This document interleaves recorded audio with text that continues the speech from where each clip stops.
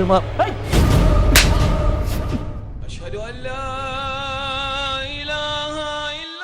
একদিকে আজানের আওয়াজ মেজাজটা খারাপ বানায় ফেলছে, তার মধ্যে তারা উঠলি কেন? হ্যাঁ, তুই দেখছো আমার তুই ধাক্কা মারছো, এমন ভাবে লাফালাফি শুরু করে দিয়েছ মনে হচ্ছে যে চোর ডাকাত পড়ে গেছে বাড়িতে।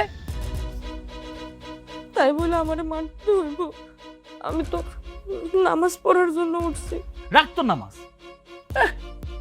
মানে আজান পড়ছে মনে লাফালাফি করতে হইব, তাড়াতাড়ি যেতে হইব, নামাজের কি টাইম নাই? শেষ হয়ে গেছে, হারিয়ে গেছে গা।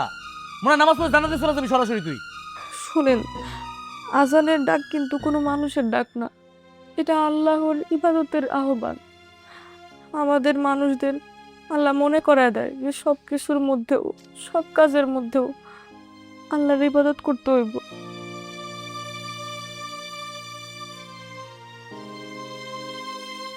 এত সফলতা গোষ্ঠী কেলাই, সফলতা শিখার সময় তাই না? হ্যাঁ, ফজরের সময় ঘুম দিবি তোমার জ্ঞান দিতেছোস, ইসলামিক জ্ঞান দিতে পারে, ইসলামিক একটা খাওয়াই দেবো কয়ে দিলাম। তুই এটা বুঝোস না, সব বুঝোস। তোর নামাজ যেমন কাম, ঘরের কাম কাম না, স্বামীর সেবা যত্ন করার কাম না। আমি যদি না চাই তুই জীবনে বেঁচে যেতে পারবি না। স্বামীর পায়ের নিচে স্ত্রীর বেশ, এই জ্ঞান তোর নাই। সংসারের কাজ ও ইবাদত যদি সেটা আল্লাহর সন্তুষ্টির জন্য হয়, কিন্তু ফরজ নামাজ যদি হয় তাহলে আগে নামাজ পরে অন্য কাজ। কারণ কাজ তো পরেও করা যাইব, কিন্তু নামাজ তো পরে পড়া যাইব না। আমরা তো কেউ জানি না কে কখন মারা যায়, এর জন্য নামাজ আগে সময় মতো পড়তে হইব, পরে কাজ করতে হইব। আচ্ছা, একটু ভাইবা দেখেন তো, যে আল্লাহ আমাদেরকে ঘুম থেকে জাগাইলো, নতুন একটা সকাল দেখাইলো, সে আল্লাহর ইবাদত থেকে অন্য কোনো কাজ কি জরুরি হইতে পারে? যদি ফজরের আগে আমার মৃত্যু হয়ে যাইতো, তাহলে কি আর ফজরের নামাজ পড়ার সুযোগটা পাইতাম? আমি আপনার জন্য দোয়া করব যাতে আল্লাহ আপনার মনটা নরম করে দেয়, আর একদিন হে আজান শুই না আপনি হাসি মুখে মসজিদের পথে হাঁটেন। আমি সেই দিনের অপেক্ষায় থাকবো। না, অনেক হয়েছে।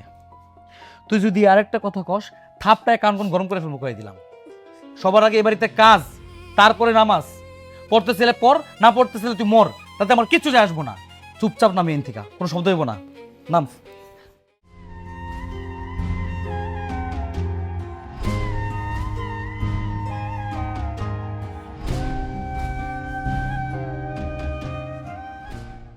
আব্বা, আম্মা,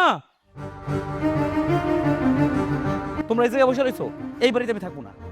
এই বাড়িতে কি মানুষ থাকতে পারে? হ্যাঁ, আমার জীবনটা পুরো অতিষ্ঠ হয়ে গেছে। প্রত্যেকটা দিন সকালবেলা ওই মসজিদের জোরে জোরে আওয়াজ, আর তোমার নামাজি বউর পাগলামি। মানুষ থাকতে পারে এই বাড়িতে? আমি থাকবো না, আমি চলে যাবো। আরে আমারও তো একই অবস্থা, ওই মাইকের আওয়াজ আমার কালকে ঘুম ভাঙা, আর ভাল লাগতেছিল না। আচ্ছা ওইটা একটু আস্তে বাজাইতে পারে না? আর সহ্য হয় না। আবার তোমার আমি কতবার বলছি এই বাড়িটা বিক্রি করে দাও, বিক্রি করে এমন একটা জায়গায় বাড়ি করো যেখানে মসজিদের কোনো আওয়াজই আসবো না, মাইকের কোনো সাউন্ডই আসবো না। অন্তত শান্তিতে ঘুমাইতে পারবো আমি। দেখছো আমার পোলাটার অবস্থা, না ঘুমাইতে ঘুমাইতে চেহারাটা কি অবস্থা হয়েছে? হ্যাঁ, এই মাইকের আওয়াজটা নিয়ে একটা কিছু করা দরকার।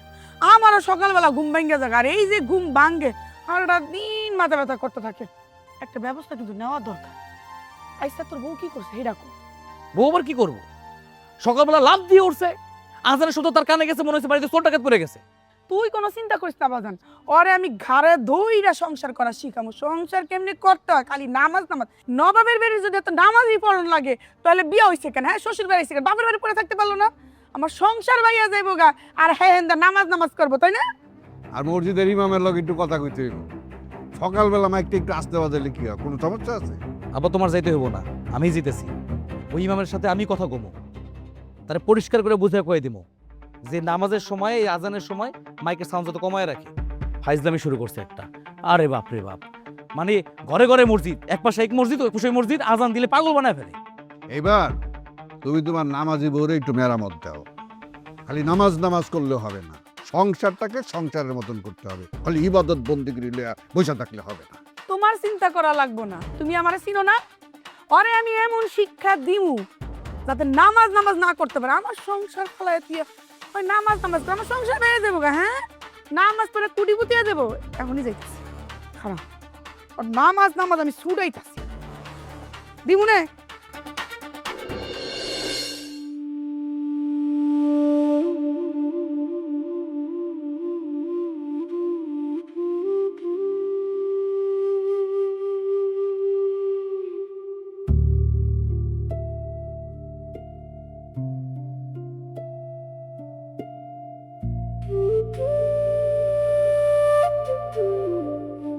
আলাইকুম আম্মা। আপনি? নামাজ পড়লা? হ্যাঁ। আও এন্দা বহ। কিছু কইবেন? আসো। আপনি তো আমারে ডাকলেই পারতেন, আমি যাইতাম। কিছু তো কমই। মন্দির ঘরের বান্দি আমার সংসারের কাজ কাম সব ফাঁকা নামাজে দোয়াইতে আছে, ইসলামের দোয়াইতে আছে। ফাঁকিবাজি করস তুই কি বুঝস? আমি তো চালাকি বুঝি না। সংসার কাম করণের ডরে তুই সব ফাঁকিবাজি করস। আমার পোলাটা সারাটা রাত ঘুমাইতে আছে, আমার পোলার ঘুম নষ্ট করছস। বান্দির ঘরের বান্দি আমার লগে কাহিনী করছে, একটা সেইটা বর্তমান আলাম তোরা। আম্মা, আমি তো নামাজ পড়তেছিলাম, আল্লাহর ইবাদত করতেছিলাম, আমি তো কোনো অন্যায় কাজ করি নাই। আপনি আমারে মারতেছেন কেন? চুপ, একটা কথা কবি না। আমার সংসারের কাজ কাম সব ফলায় তুই সারা দিন যদি তুই ইবাদত বন্দি কি করস, তুই আমার সংসারের কাজ কে করবো? হ্যাঁ, কাজ কাম শেষ করে হের পরে সময় পাইলে নামাজ কালাম পড়বি। আমার সংসারের কাম কে করবো? তোর বাপ করবো? আম্মা, আপনি এটা কি কোন? আমার বাপ কেন এই কাজ করতে যাইব? আমি তো সংসারের সব কাজ করি, ঘরের কাজ শেষ করেই তো আমি আল্লাহর ইবাদত করি। সংসারের কাজ করাও ইবাদত, যদি সেটা আল্লাহর সন্তুষ্টির জন্য হয়। আম্মা, নামাজ পড়া ফরজ। নামাজ পড়লে সংসারে রহমত দান করেন আল্লাহ। আর আমাদের রাসূল সাল্লাল্লাহু আলাইহি ওয়াসাল্লামও বলেছেন, যেই ঘরে আল্লাহর স্মরণ হয় না, নামাজ কালাম পড়ে না, সেই ঘর আস্তে আস্তে অন্ধকারে পরিণত হয়ে যায়। আর যেই ঘরে সবাই নামাজ পড়ে, আল্লাহরে স্মরণ করে, কোরআন পাঠ করে, সেই ঘরে আল্লাহ নিজে বরকত দান করে। হ্যাঁ কাম লাগে যে আমার সংসারে একটা বরকত ডাইলা আনছে। বড় আলেম হয়ে গেছিস গা। আর একটা উপদেশ দিলে না থাবড়া দাঁত গুলো সব ফালাই দেবো। 2 দিনের মাইয়া আমার জ্ঞান দিতেছে, লাগে আমি কিছু জানি না। আম্মা, আমি কোনো আলেম না, কিন্তু আমি চাই আমাকে এই সংসারে সব সময় আল্লাহর রহমত নাইমা আসুক। আমরা সবাই 5 ওয়াক্ত নামাজ পড়ি, আল্লাহরে স্মরণ করি, এতে কোনো ক্ষতি নাই, বরঞ্চ সংসারে শান্তি নাইমা আসবো। চুপ, একটা কথাও কবি না। আমার মুখের উপরে কথা কস? হ্যাঁ আম্মা, আমি কোনো জ্ঞান দিতেছি না, আমি তো কোরআন আর হাদিসের সত্য কথাগুলো বলতেছি। আপনি রাগ না কইরা একবার একটু ভাইবা দেখবেন, আল্লাহর পথে চলা, আল্লাহরে স্মরণ করা কোনো ভুল কাজ না। আমার সংসারে এক গাদা কাম করিস, আমার সংসারে কাম কি করবো? হ্যাঁ, ঘর ঝাড়ু দিতে হইব, উঠান ঝাড়ু দিতে হইব, কাপড় চোপড় দিতে হইব, রাঁধতে হইব, বাড়তে হইব। তোর বাপে কি 20-50টা দাসী বান্দি পাঠাইছে হেরা করবো? যদি এত ইবাদত করতে মন চায় বাপের বাড়ি যা, বাপের বাড়ি গিয়ে যত খুশি ইবাদত বন্দি কি কর। আর আমার সংসারে কাম ফলাইতে যদি এত ইবাদত করতে মন চায় না, তাহলে এই চেহারার রূপটা না আবার বদলে আসবো। এক কারে দিমু তোরা।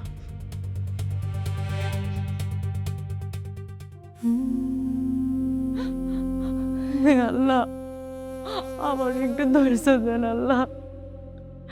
আমার স্বামী শ্বশুর শাশুড়ির মনটারে আপনি আপনার হেদায়েতের আলোতে আলোকিত করে দেন আল্লাহ। আল্লাহ, আপনি হেদায়েত দান করে দেন।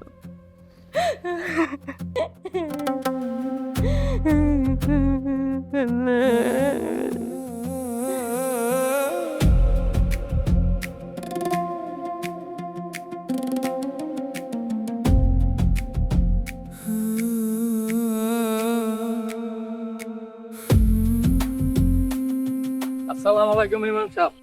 ওয়ালাইকুম আসসালাম ওয়া রাহমাতুল্লাহ। এই খারান, আপনার কথা আছে আমার। কি কথা বাবা গালাব, বলো। কি শুরু করছেন এগুলা? হ্যাঁ, মসজিদে আজান দিবেন ভালো কথা, মাইকের আওয়াজ এত জোরে কেন? বুঝলাম না কিছু। আপনার কি বোঝেন না এতে মানুষের কষ্ট হয়? ছোট বাচ্চা থাকতে পারে, অসুস্থ রোগী থাকতে পারে, হার্টের রোগী থাকতে পারে। এই আওয়াজ শুনে তো হার্ট স্ট্রোক করে মানুষ মারা যেতে পারে। মানুষের সমস্যা তো আপনাদের বোঝা উচিত। মসজিদে আজান দিলে মানুষের সমস্যা হয়? জোরে আজান দিলে সমস্যা হয়। আজানে তো আমার কোনো আপত্তি নাই, আজানে আমি বিরোধিতা করতেছি না। ঠিক আছে, সমস্যা নাই, আপনারা সাউন্ড সিস্টেম কমায় দেন। পৃথিবীর বহুত দেশ আছে, ইসলাম কান্ট্রি আছে, যেখানে এই সাউন্ড সিস্টেম নিয়ন্ত্রণ করে, আজানের শব্দটা নিয়ন্ত্রণ করে, সেগুলো করেন। মানুষের কষ্ট দিতেছেন কেন শুধু শুধু? দেখো বাবা, আজান হচ্ছে আল্লাহ তাআলার ইবাদতের আহ্বান, এটাকে সম্মান করতে শেখো। আর ইসলাম কখনো মানুষকে কষ্ট দিয়ে শেখায় না। তবে হ্যাঁ, যদি কোথাও অপ্রয়োজনীয় শব্দ বেশি হয়ে থাকে সেটা অবশ্যই বিবেচনার বিষয়। কিন্তু বাবা, আজানের বিরোধিতা করা আর শব্দের মাত্রা নিয়ে কথা বলা, এই দুটি কখনোই এক জিনিস নয়। তুমি তো আজানের বিরোধিতা করছো, তুমি একটা নাস্তিক, কাফের, গুনাহগার। বাবা, তুমি এভাবে কথা বলো না। তুমি নামাজ পড়ো না, এটা একটা ভুল। এর উপরে আজান নিয়ে কথা বলছো, এটা তো আরো বড় ভুল। চিন্তা করছেন? হ্যাঁ, মানে আপনার সামনে কথা সোহানি যাইব না। আপনারা সুযোগ পাইলে জ্ঞান তো শুরু করে দেন। আমার বলতেছিলেন মুনাফিক, আমি নাস্তিক। আল্লাহ কি কইছে আজান দিয়ে মানুষের কানের পর্দা ফাটাই দিতে? হ্যাঁ, সিলে সিলে আজান দিতে। ঘরে ঘরে মসজিদ লাগা রাখছেন, এই একটা মসজিদ এই একটা মসজিদ, একসাথে দুইটা আজান দিতেছে। পাল্লাপাল্লি শুরু তো আপনারাই করছেন, আমরা তো করি না। সমাজে দেখেন খাই গোবর একটা মসজিদ, হালাদ একটা মসজিদ, ফাইজলামি তো আপনারা শুরু করছেন। মানে আল্লাহ কইছে যে মাইক দিয়ে জোরে বাজাও, জোরে বাজাই সবাই ডাকো ডাকো, নামাজের পথে আসো, কল্যাণের পথে আসো। আচ্ছা বাবা, যদি কোনো সমস্যা থেকে থাকে তাহলে সেটা ভদ্রভাবে বলা যায়। ইসলাম শিষ্টাচার শেখায়। ঠিক আছে হুজুর, আজকে আমি ভদ্রভাবে কইছি, তো এর পরের বার কিন্তু এই ভদ্র ভাষা থাকবো না। মসজিদ আছে, মসজিদে মাইক থাকবো না। মাইক ঠিকই আছে, মাইকের তার কাটা থাকবো। কথাটা মাথায় রেখেন, আওয়াজটা নিয়ন্ত্রণ করেন।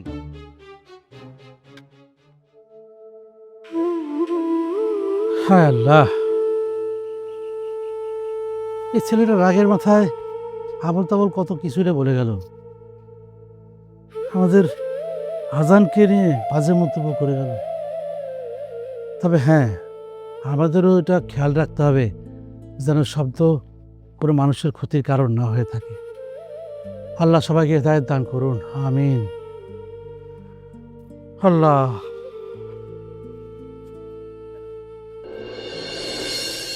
এই হারামজাদা, এমনি করে কেউ পাও দিবে? হ্যাঁ, জোরে জোরে পাও দিবে। শরীরে শক্তি নাই, খাস না? জি দিতেছি।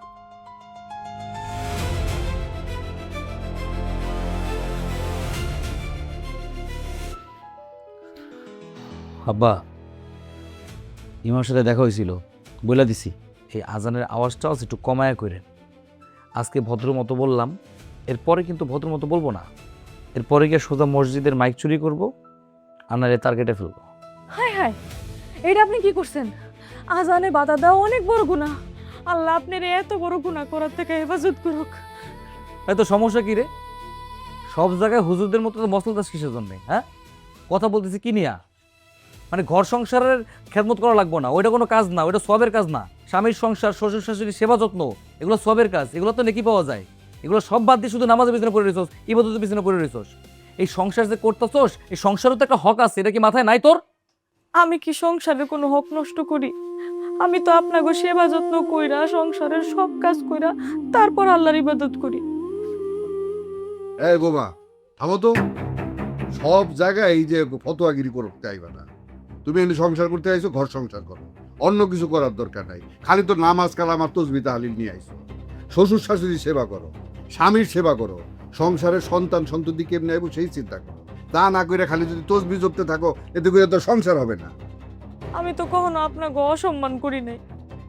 অসম্মান করস নাই? একবার নামাজে বইলে আর উঠতেই চাস না।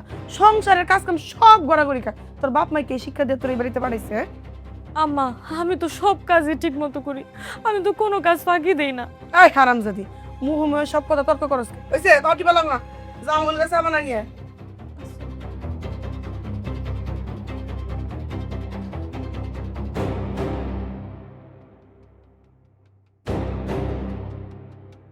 কালাম, এইভাবে কিন্তু বাবা সংসার চলতে পারে না।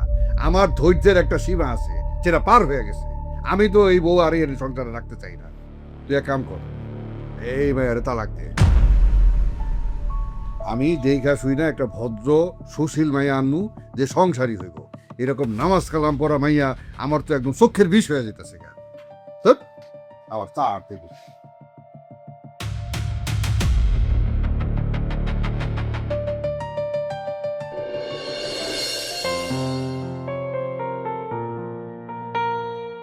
হায় হায় হায়, এই ভাত বহাইছে। দেখছো তো আমার ভাতগুলো সব পুরা খাইছে। এই নবমী বিটি রান্না বহাইতে গেছে কই? আমার সংসারটা সরকার করে দিল। আজকে আমি ওরে এমন শিক্ষা দিব, ওই কল্পনাও করতে পারবো না। আমার সব শেষ করে দিল, আমার সংসারটা জ্বালায় পুরো শেষ করে দিল।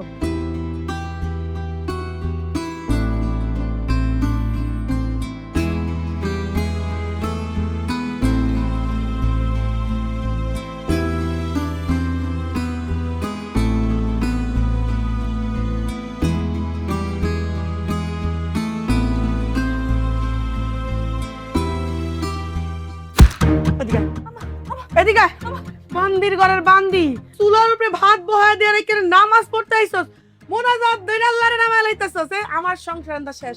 ভাত পুড়ে গেছে, চুলা নষ্ট হয়ে গেছে, লাড়কি শেষ, আমার সংসার ধ্বংস, তোর আমার কোনো দোষ নেই। আমি ভাত চুলায় দিয়েছি, তারপরে নামাজের সময় হয়ে গেছে, এর জন্য আর দেরি করি নাই, নামাজে দাঁড়ায় গেছি আম্মা। চুপ, একটা কথাও তুই কবি না। আম্মা, কিয়ামতের দিন সর্বপ্রথম নামাজের হিসাব নেওয়া হইব, এর জন্য আমি ভয় পেয়ে গেছি। আমার আমার যদি এক ওয়াক্ত নামাজ কাজা হয়ে যায়, তাহলে তো আমি অনেক বড় গুনাহ হয়ে যাইব। এর লেগে আমি তাড়াতাড়ি নামাজে দাঁড়াই গেছি আম্মা। ও, এখন আবার তুই আমার ফতুয়া শোনাইতেছিস? আম্মা, বিশ্বাস করেন আমি আপনাকে কোনো ফতোয়া দিতেছি না, আমি শুধু ইসলামের বিধানটা আপনাকে জানাইলাম আম্মা। না, বুঝছি, তোরে এইসব দিয়ে আর কাজ হইব না। এই সংসার থেকে তোর ভাত উঠে গেছে, তোর কপাল থেকে এই সংসারে ভাত উঠে গেছে। আমার পোলা আজকে বাড়িতে হোক, আমার পোলারে কেমন তোরে তালাক দিতে। না না আম্মা, আম্মা আপনার আল্লাহর দোহাই লাগে আম্মা, আমরা আল্লাহর দোহাই লাগে। একটা সংসার যদি ভাঙ্গা যায়, তাহলে মানুষের এটা শুনলেও হৃদয় কাঁপে ওঠে। আম্মা, বিনা দোষ আমার এত বড় শাস্তি দিয়ে না আম্মা, এত বড় শাস্তি দিয়ে না। তোর কোনো কথা আমি শুনবো না, তোর ব্যবস্থা আমি এবার কই দিস শুনবো। বন্দির ঘরের বন্দি। আম্মা, আম্মা, আম্মা শোনো আম্মা।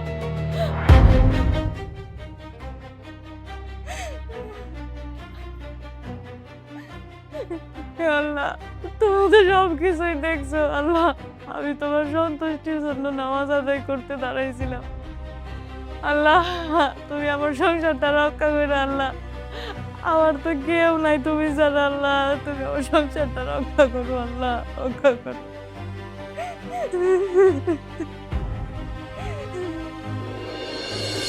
আয় না কেন?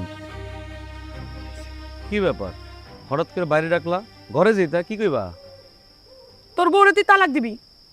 তোর বউর ওই চেহারা যেন আমি এই বাড়িতে আর না দেখি। কি এমন হলো? সকালে তো সবকিছু ঠিকঠাকই আছিল, হঠাৎ করে কি হয়েছে? বুঝবা কেমনে? তোমার বউরে রেখে তো তুমি বাইরে চলে যাও। উনি এমন নামাজ কালাম পরে, এমন মুনাজাত ধরতে ধরতে তো উপরওয়ালারে মনে হয় উনি ঘর সংসারের মধ্যে নিয়ে আসে। এই ঘর সংসার করার কোনো খবর নাই, উনি নামাজ কালাম লইয়া ব্যস্ত থাকে। পাকঘরে কি হলো সেই খবর নাই, রান্না বাড়ার কি হলো সেই খবর নাই, সংসার গুছগাছ করার কোনো খবর নাই। আরে সংসার করতে হলে তো সংসারের নিয়ম কানুন মাইনা সংসার করতে হয়, তাই না? সারাদিন তসবিহ তাহলিল লইয়া বসে থাকলে তো সংসারের কাজ হবে না, তাই না? চুলার মধ্যে ভাত বহায় দিয়া হ্যাঁ গিয়ে আবার নামাজে দাঁড়াইছে। এই যে নামাজে দাঁড়াইছে আর কোনো খবর নাই। আমি কি কিরে পুরা পুরা গন্ধ হয় কর্তিকা? হায় হায়, রান্নাঘরে গিয়া দেখি আমার ভাত সব পুইরা শেষ, ভাতের পানি পইরা, চুলা শেষ, লাড়কি শেষ, আমার সংসার ধ্বংস। আমার সংসার ধ্বংস ছাড়া তো তোর বড় আর কোনো কাজ নেই। আমি কিন্তু আর পারতাছি না। বান্দির বাচ্চারে কতবার বুঝাইলাম, আগে ঘরের কাজ, তারপর ইবাদত। বান্দির বাচ্চা আমার কোনো কথাই শুনে নাই, নিজের মনে যা আসে তাই করে, নিজের মন মতো চলে। সংসার করতে হইলে সংসারের দায়িত্বটা বুঝতে হয়, শুধু ইবাদত বন্দিগিরি লইয়া বসে থাকলে হয় না। আরে বাবা, মানুষের হকটা তো আদায় করতে হইব। মানুষের হক আদায় না করে, সংসারে কাজ করব না করে শুধু ইবাদত বন্দিগিরি করলে সেই ইবাদত হয় না, সেগুলো হয় শয়তানের পূজা।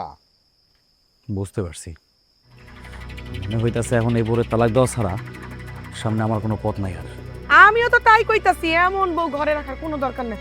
আজকে ভাত নষ্ট করছে, কালকে আরো বড় ধরনের ক্ষতি করবো। আমার দরকার নেই বাবা, আমার কোনো দরকার না, আমি বাঁচতে চাই। বাবার এইসব আমার একদম সহ্য হইতাছে না। প্রথম ভাবছিলাম নতুন বউ আস্তে আস্তে সব কিছু শিক্ষা দেবে, এখন তো উনি উল্টাটা শিখতেছে।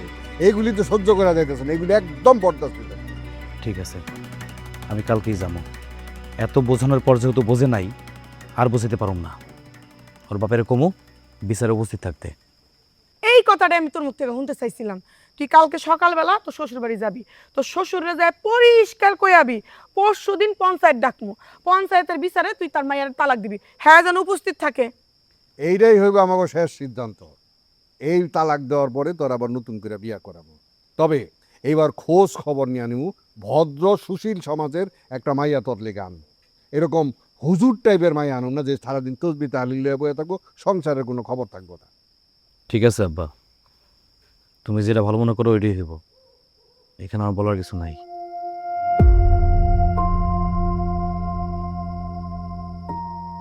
মাতবরের কাছে যাইতে হইব, মাতবরের বিষয়টা আগে জানাইতে হইব।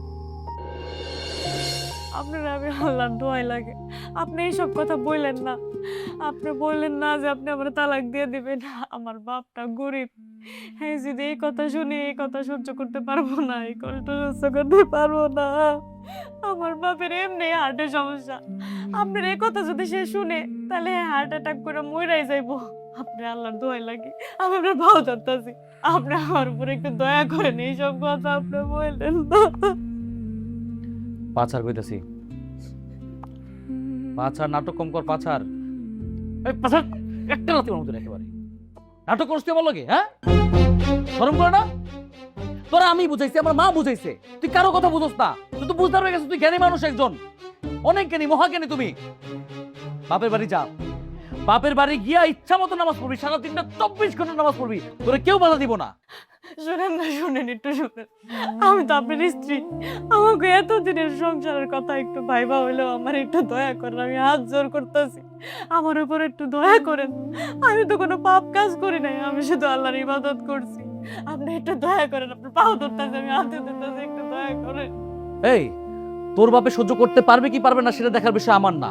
আমার পরিবার থেকে সিদ্ধান্ত হয়েছে আমি তোরে তালাক দিব, মানে দিবই, এটা বদলাইবো না। দেখেন, আমি তো আপনার স্ত্রী, আমাকে এতদিনের সংসারের কথা ভাইবা হইলেও একটু দয়া করেন আমার উপরে। আমি গরিব ঘরের মাইয়া, আপনি যদি আমার তালাক দেন আমার বাপে কষ্ট সহ্য করতে পারবো না। একটু দয়া করেন আমার উপরে, একটু মায়া করেন, আল্লাহর রাস্তে আমি আপনার পাও ধরতেছি। গরিব ঘরের মাইয়া, হ্যাঁ? তো গরিব ঘরের মাইয়া হইলে এত জিদ থাকবো কেন? বল আমার এত জিদ থাকবো কেন? তুই কারো কথা শুনোস না, তোর যা মতো তুই তাই করস। আজকে তুই কি করছস? হ্যাঁ, আজকে চুলার ভিতরে পাতিল রাইখা তুই নামাজ পড়তে গেছস, ভাত পুড়ে গেছে, আমি বাড়িতে ঢোকার সাথে সাথে সে বিচার আমার কানে আসছে কেন? তোর জন্য আমি কথা শুনবো কেন? আপনি বিশ্বাস করেন, আমি কোনো কিছু ইচ্ছা করে নষ্ট করি নাই। আমি চুলায় ভাত দিয়া গেছিলাম নামাজে দাঁড়াইতে, নামাজের সময় হয়ে গেছিল, এর জন্য পরে আয়সা দেখি ভাত নষ্ট হয়ে গেছে। নামাজের সময় হইলে আল্লাহর ডাকে সাড়া দেওয়া কি কোনো জেদ বলে? এটারে কি কেউ জেদ বলে, আল্লাহর ডাকে সাড়া দেওয়া?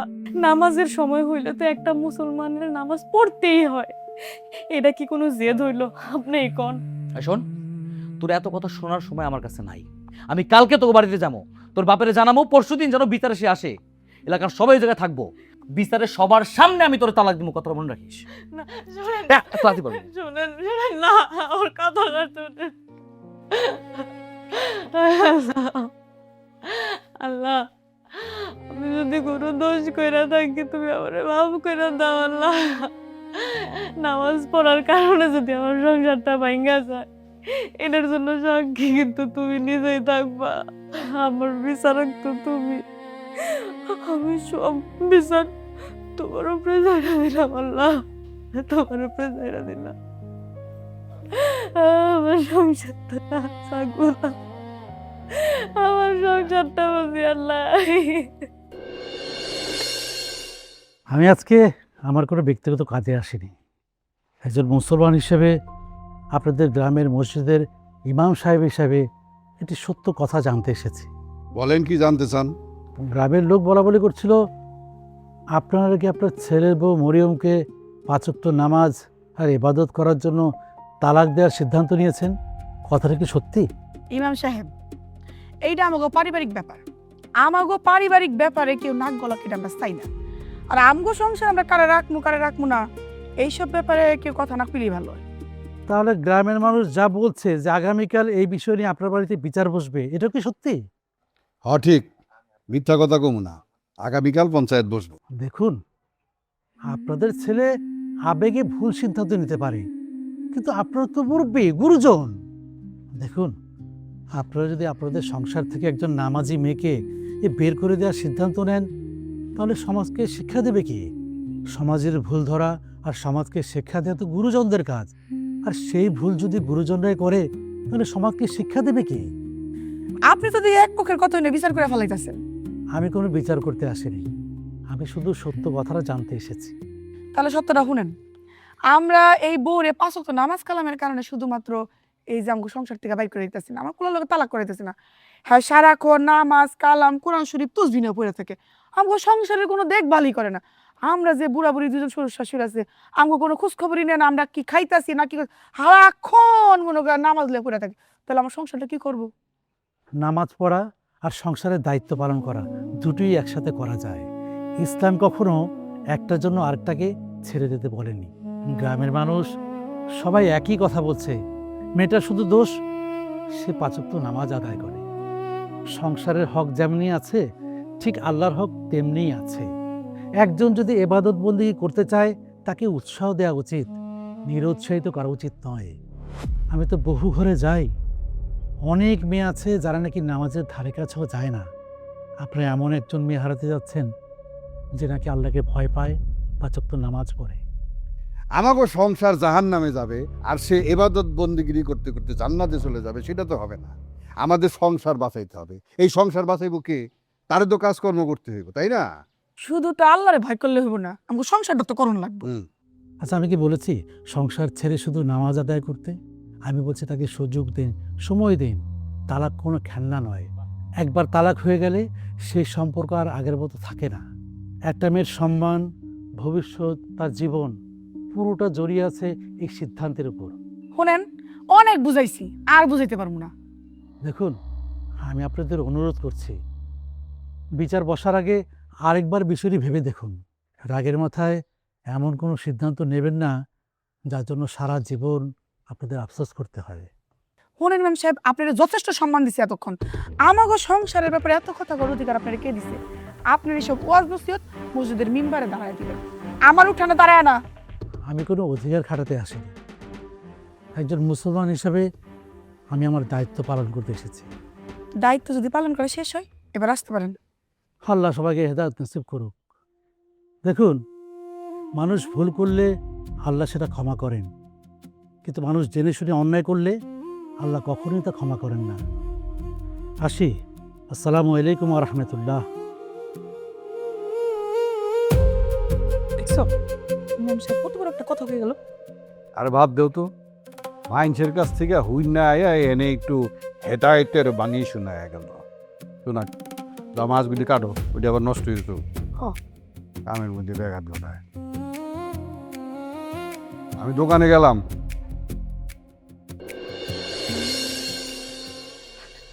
আম্মা, আপনার পায়ে ধরি আম্মা, এরকম নিষ্ঠুর সিদ্ধান্ত নিয়েন না আম্মা। আম্মা, আপনি আমারে মাফ করে দেন, আমার যত ভুল হয়েছে আমারে ক্ষমা করে দেন আম্মা। আমি ছোটবেলার থেকে মা মরা মাইয়া, আমি কোনোদিন মার ভালোবাসা পাই নাই। এই বাড়িতে যতদিন ধরে আইছি আমি আপনার এই মার মতো দেখি, নিজের মা মনে করি। আম্মা, এত বড় শাস্তি আমারে দিয়েন না আম্মা, এত বড় শাস্তি দিয়েন না। পাশা অসভ্য মাইয়া কোনখানকার, মায়ের মতো ভাবস। তুই যদি আমার তোর মায়ের মতো ভাবতি তাহলে আমার কথা মতো চলতি। নিজের জিদ ধইরা, রাগ ধইরা আমার কথার অবাধ্য কোনোদিন হইতি না। আমার সংসারটা তুই বাবাই দিছিস তোর জিদের কারণে। না না আম্মা, আম্মা এই কথা কইেন না আম্মা, পঞ্চায়েতের সামনে আমারে নিয়েন না আম্মা। আমি তো আপনাকে ঘরের বউ, আমার 10 জন লোকের সামনে নিয়ে অসম্মানিত করেন না আম্মা। আমার যদি ভুল হয়ে থাকে আপনি আমার ঘরের ভিতরে শাস্তি দেন, যেই শাস্তি দিবেন আমি মাথা পাইতে নেব, একটা কথা কম না। কিন্তু 10 জন লোকের সামনে নিয়ে আমার অপমান করেন না আম্মা। আমার বাবা এই কষ্ট সহ্য করতে পারবো না আম্মা।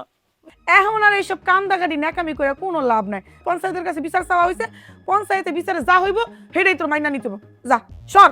শেষবারের মতো হাত জোর কইরা অনুরোধ করতেছি আম্মা, 10 জন লোকের সামনে আমারে নিয়েন না। আমি আপনাকে ঘরের বউ, যত সমস্যা আছে ঘরের সমাধান। ওরে বাবা রে, আমার হাজি সাহেবের মাইয়া আইছে, তার সম্মান। যখন কানা কি তেরামি করতি, কথা শুনতি না, তখন তোর এই সম্মান কই আসছিল? তোর বাপরেও খবর দেওয়া হয়েছে, পঞ্চায়েতের সামনে যাওয়া আর তোর বাপের সামনে। আম্মা, আমি আপনার কাছে শেষবারের মতো হাত জোর করে অনুরোধ করতেছি আম্মা, নিজেদের সম্মান নিজেরে নষ্ট করেন না আম্মা। মানুষ হাসাহাসি করবো, লোকজন কি কইবো আম্মা। আমারে মাফ করে দেন, আমারে যে শাস্তি ইচ্ছা আপনি দেন তাও মাফ করে দেন আম্মা। এইসব কথা বহুত শুনছি, অনেকবার কইছস, এখন আর এইসব কথা শুনতে রাজি না। বাইরো বাইরে আমার ঘর থেকে কইতাছি। আমি এই জীবনে আর কোনো দিন আপনাকে কোনো অবাধ্য হবো না। আমি আপনারা যা কইবেন আমি তাই করবো আম্মা, আমার ক্ষমা করে দেন আম্মা। এইসব একটা কথা শুনতে রাজি না। বাইরো বাইরে আমার ঘর থেকে।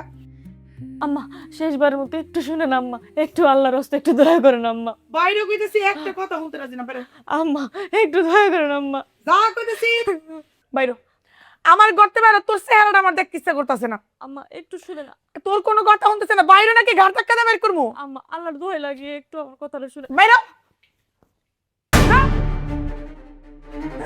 মান সম্মান আলি আইছে, সম্মান নিয়া আজিম মায়া মানুষ কোনখানকার।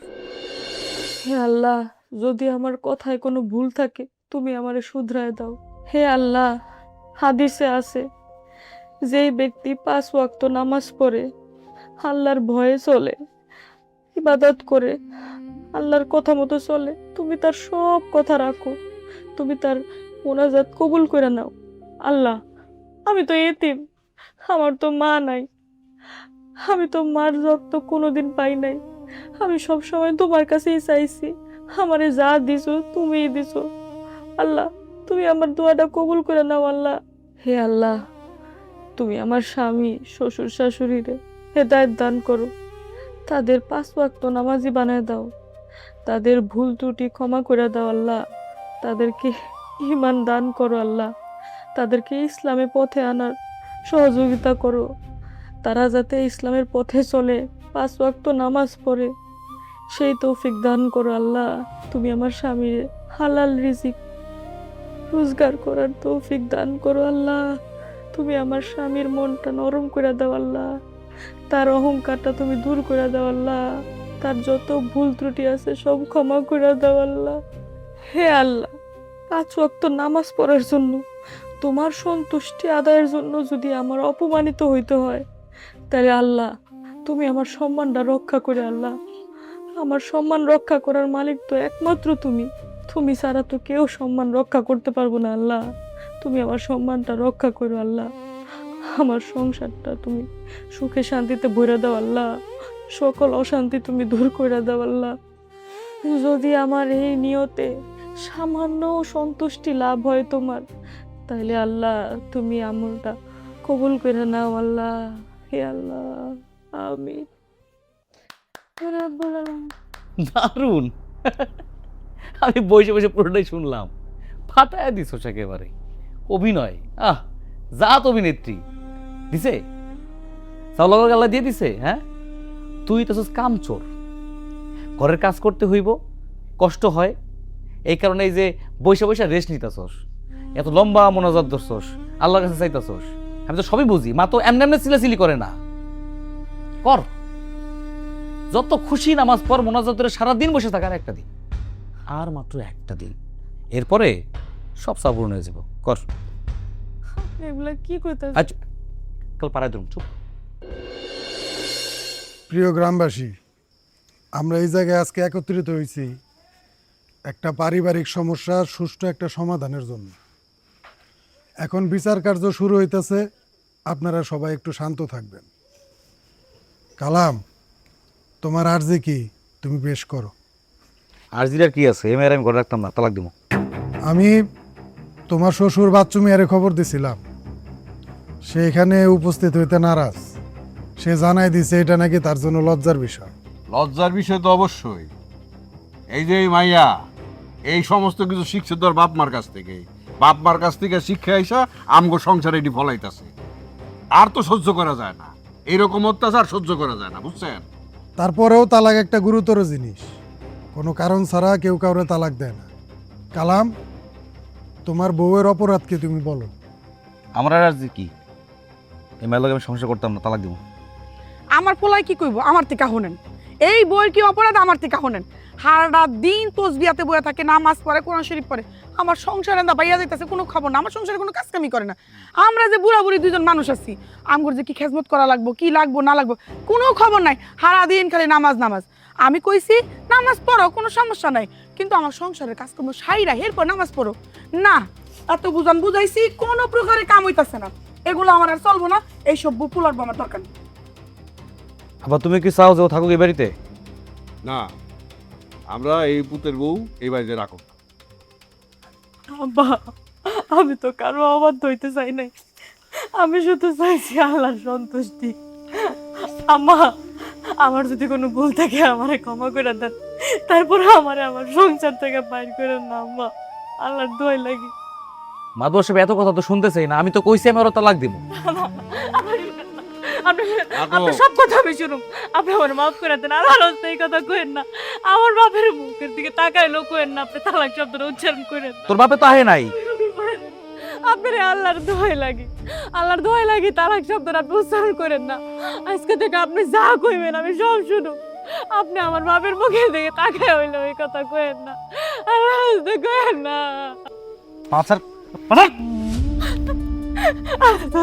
উপস্থিত সবার সামনে আমি এখন আমার বড় তালাক দিব। করেন না করেন না করেন না। এক তালাক।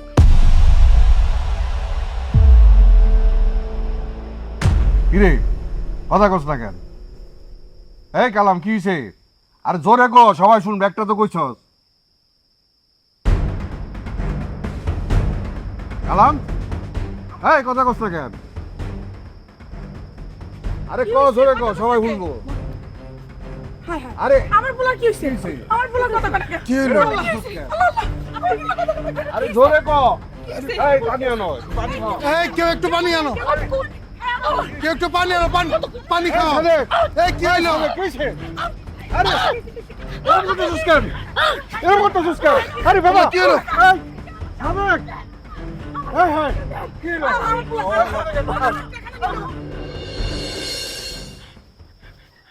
ইমাম সাহেব, আমার পোলা তো এখনো পর্যন্ত কথা কইতাছে না, ওর জবান তো খুলতাছে না। আপনি আরেকবার দোয়া করে ফুদেন না আমার পোলাটা। দেখুন, আমি শত ফু দিলেও লাভ হবে না যতক্ষণ না পর্যন্ত আল্লাহ মাফ না করেন। আপনার ছেলে নামাজের বিরুদ্ধে কথা বলেছে, আজান নিয়ে অবহেলা করেছে, তার নামাজি স্ত্রীর সাথে যথেষ্ট খারাপ ব্যবহার করেছে। শেষে কিনা তাকে তালাক দিতে গিয়ে তার জবানটা বন্ধ হয়ে গেল। সব আল্লাহর হুকুম, আল্লাহর হুকুম ছাড়া কিছুই হয় না। তার মানে কি হুজুর? ইমাম সাহেব, আমার পোলা তো কথা কইতাছে না, জবান তো খুলতাছে না, জবান তো বন্ধ হয়ে গেছে। ইমাম সাহেব, আপনি আরেকবার দোয়া দরুদ পড়ে আমার পোলাটা ফুদিয়ে দেন। যদি আমার পোলা কথা কয়, আমার পোলাটা সুস্থ হয়ে যায়। দেখুন, আমি শত দোয়া পড়ে ফু দিলেও কোনো লাভ হবে না যতক্ষণ না পর্যন্ত আল্লাহ মাফ না করেন। আপনার ছেলে আজানের বিরোধিতা করেছে, নামাজকে অবহেলা করেছে, তার নামাজি স্ত্রীর সাথে খারাপ আচরণ করেছে। শেষে কিনা অন্যায়ভাবে আপনার ছেলে তার স্ত্রীকে তালাক দিতে যেয়ে তার জবানটা বন্ধ হয়ে গেছে। এই পৃথিবীতে আল্লাহর হুকুম ছাড়া কিছুই হয় না, সব আল্লাহর হুকুম। তার মানে কি, তার মানে কি ইমাম সাহেব, আমার পোলা কি আর কথা কইব না, আর জবান খুলবো না? আল্লাহর রহমতের দরজা কখনই বন্ধ হয়ে যায় না। আপনার ছেলে যার সাথে সারা জীবন অন্যায় করেছে, অপমান করেছে, সে তার স্ত্রী। যতক্ষণ না পর্যন্ত তার কাছে ক্ষমা না চাইবে, যতক্ষণ না পর্যন্ত সে তাহাজ্জুদের নামাজে জায়নামাজে বসে দোয়া না করবে, ততক্ষণ পর্যন্ত আপনার ছেলে কখনো সুস্থ হবে না। আল্লাহর রহমতের দরজা কখনোই বন্ধ হয় না। আপনার ছেলে যার প্রতি অন্যায় করেছে, দিনের পর দিন যাকে অপমান করেছে, যাকে কিনা তালাক দেবার জন্য উঠে পড়ে লেগেছিল, সে যতক্ষণ না পর্যন্ত জায়নামাজে বসে তাহাজ্জুদে নামাজ পড়ে কান্নাকাটি করে দোয়া না করবে, ততক্ষণ পর্যন্ত আল্লাহ হয়তো মাফ নাও করতে পারে। যতক্ষণ সে জায়নামাজে বসে আল্লাহর কাছে কান্দাকাটি করে ফরিয়াদ না করবে, ততক্ষণ পর্যন্ত আল্লাহ আপনার সন্তানের কথা মাফ নাও করতে পারে। ইমাম সাহেব, আপনার কাছে আজকে কথা দিতেছি, আমরা দুইজনে আমাকে পোলার বউরে আর কোনোদিন আঘাত দিব না, কোনোদিন কষ্ট দিয়ে কথা কম না, নিজের সন্তানের মতো, নিজের মাইয়ার মতো জানো। তালাকের কথা তো আমরা জীবনে মুখে আনবো না। আমরা 5 ওয়াক্ত নামাজ পড়বো। আপনি একটু আল্লাহর কাছে দোয়া করেন, আল্লাহ যেন আমাকে হেদায়েত করে ক্ষমা কইরা দেয়, আমার পোলার যেন সুস্থ কইরা দেয়। আল্লাহ পাক চরম দয়ালু, ক্ষমাশীল, তার কাছে রহমতের কোনো সীমা নেই। তিনি চাইলে অসম্ভবকে সম্ভব করে দিতে পারে। তবে আজ এখানে সবাইকে ওয়াদা করতে হবে, এই নামাজি মেয়েটাকে নিজের মেয়ে মনে করতে হবে, তাকে কখনো অপমান করা যাবে না, তাকে কখনো কষ্ট দেওয়া যাবে না। আরেকটি কথা, আজ থেকে 5 ওয়াক্ত নামাজ প্রত্যেকে আদায় করবেন, কখনোই নামাজকে অবহেলা করা যাবে না। ইমাম সাহেব, আপনি আল্লাহর দিয়েন না, আপনার কাছে কথা দিতেছি, আমাকে পোলার বউ মরিয়ম রে আমরা আজকের পর থেকে নিজের মায়ের মতো জানবো, কোনোদিন অবহেলা করব না, কষ্ট দিব না। আর তালাকের কথা তো জীবন মুখে আনবো না। আমরা 5 ওয়াক্ত নামাজ কালাম পড়বো। আপনি একটু দোয়া করেন, আল্লাহ যেন আমাকে হেদায়েত করে, আমার পোলাটারে যেন সুস্থ কইরা দেয়। আমিন। আল্লাহ পাক সবাইকে হেদায়েত দান করুক। আমি তাহলে আসি। আসসালামু আলাইকুম ওয়া রাহমাতুল্লাহ। ওয়ালাইকুম আসসালাম।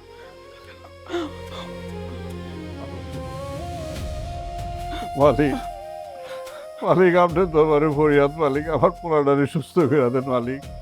মালিক যা করছি এর জন্য তওবা করতেছি মালিক, আপনি ক্ষমা করে দেন মালিক। এখন থেকে নামাজ কালাম করুক, কারোর লোক অন্যায় করুক না মালিক। আমার পোলাটাকে সুস্থ করে দেন। ইসলাম ধর্মের বিধিবিধান যা কিছু আছে ভাইনা চলো মালিক, আমার পোলাটাকে সুস্থ করে দেন মালিক। চলো পোলার কাছে যাই, আল্লাহ ক্ষমা করে দেন। হে আল্লাহ, যদি আমার চোখের পানির একটুও মূল্য তোমার কাছে থাকে, তাইলে তুমি আল্লাহ আমার স্বামীটারে তুমি সুস্থ করে দাও আল্লাহ। তার মুখের জবান আবার ফিরে দাও আল্লাহ, যাতে সে নিজের মুখে তওবা করতে পারে আল্লাহ, দিনের পথে আসতে পারে। তুমি তার সম্পূর্ণ সুস্থ করে দাও আল্লাহ। হে আল্লাহ, যদি তোমার কাছে আমার চোখের পানির একটুও মূল্য থাকে আল্লাহ, তাহলে তুমি আমার প্রার্থনাটা কবুল করে নাও আল্লাহ। তুমি আমার স্বামীরে সুস্থ করে দাও, তার মুখের জবান ফিরিয়ে দাও আল্লাহ। তারে তুমি ক্ষমা করে দাও, তারে তুমি হেদায়েত দান করো, যাতে করে সে সুস্থ হইয়া নিজের মুখে তোমার ইমানের পথে চলতে পারে, ইমানের কথা বলতে পারে আল্লাহ, তোমার ইবাদত করতে পারে, সেই তৌফিক দান করে দাও আল্লাহ। তুমি তো কুন ফায়া কুন বললেই সবকিছু ঠিক হয়ে যায় আল্লাহ। তুমি আমার এই প্রার্থনাটা রাখো, এই ছোট্ট প্রার্থনাটা তুমি কবুল করে নাও আল্লাহ, কবুল করে নাও। আমিন ইয়া রাব্বুল আলামিন।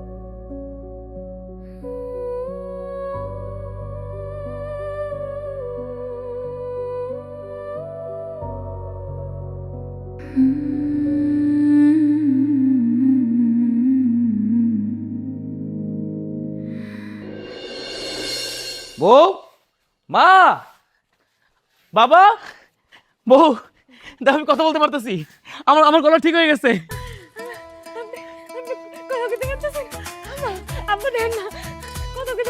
আমি কথা কইতে পারতেছি, আমার গলা দিয়ে আওয়াজ বেরিতেছে। আলহামদুলিল্লাহ, আলহামদুলিল্লাহ। আল্লাহ, আল্লাহ তুমি আমার ছেলের জবান ফেরত দিলে, তোমার দরবারে লাখো কোটি শুকরিয়া। আলহামদুলিল্লাহ। তুমি আমার মাফ করে দাও, আমি তোমার সাথে অনেক অন্যায় করছি। আমি যখন তোমার তালাক দিতে নিয়েছিলাম, ঠিক ওই সময় আল্লাহ আমার জবান কেড়ে নিছে। আমি এখন বুঝতে পারতেছি একজন নির্দোষ মানুষের কান্না আর আল্লাহ তাআলার বিচার কতটা ভয়ঙ্কর। আরে আপনি এগুলা কি কইতাছেন? আমি তো আপনার অনেক আগেই মাফ করে দিছি। আল্লাহ যে আমার ডাক শুনছেন, আপনারা সুস্থ করে দিছেন, হাজার লাখ লাখ শুকরিয়া। আলহামদুলিল্লাহ। আল্লাহ গো, তোমার কাছে যে কেমনি শুকরিয়া আদায় করবো, তুমি আমার পোলাটারে সুস্থ করে দিচ্ছ আল্লাহ। আমরা আমাকে ভুল বুঝতে পারছি গো মাবুদ, তুমি আমাকে মাফ করে দাও। আল্লাহ আমাকেও মাফ করে দাও, আমারও মাফ করে দাও। আমি অনেক অন্যায় করছি, বৌমার লোকে অনেক অনেক খারাপ আচরণ করছি, নামাজ কালাম করি না। এখন থেকে মালিক কথা দিতেছি, কোনোদিন নামাজ কাজা করুম না। ইসলাম ধর্মের নিয়ম বিধি যা আছে সব কিছু মাইনা চলো বৌমা, তুমিও ক্ষমা করে দিও। আজ থেকে তুমি শুধু আমার বউ না, আমার জান্নাতের সাথী। আমি তোমার কোনোদিন আর কষ্ট দিব না, কোনোদিন তোমার নামাজ পড়তে বাধা দেব না। এতদিন আমি ভুল করছিলাম, আমার মনের মধ্যে একটা শয়তান বসবাস করছিল, যে শয়তান আজান শুনতে পারতো না, যে শয়তান মুসলমান দেখতে পারতো না, ইসলামের পথ থেকে দূরে সরে গেছিল। আজকে আল্লাহ আমারে বুঝাই দিছে আমি মুসলমান ঘরের সন্তান, আমার আমার ইমানের পথে আসা উচিত। আল্লাহ আমার ভিতরে সেই রকম ঢেলে দিছে। আমি তোমার থেকে নামাজ শিখবো, আমি তোমার থেকে কোরআন পড়া শিখবো, তুমি আমার দিনের পথে আনতে সাহায্য করবা। আমি আর কোনো দিন তোমার সাথে খারাপ ব্যবহার করবো না, আর কোনো দিন কোনো হুজুরের সাথেও খারাপ ব্যবহার করবো না। আমি এখন থেকে ইসলামের পথে চলবো। আসরে আজান দিয়ে ফেলছে, চলো নামাজ পড়তে যাই। চল তাড়াতাড়ি চল, তুমি উজু কইরা বৌমার লগে নামাজে দাঁড়া। আল্লাহু আকবার। আল্লাহু আকবার।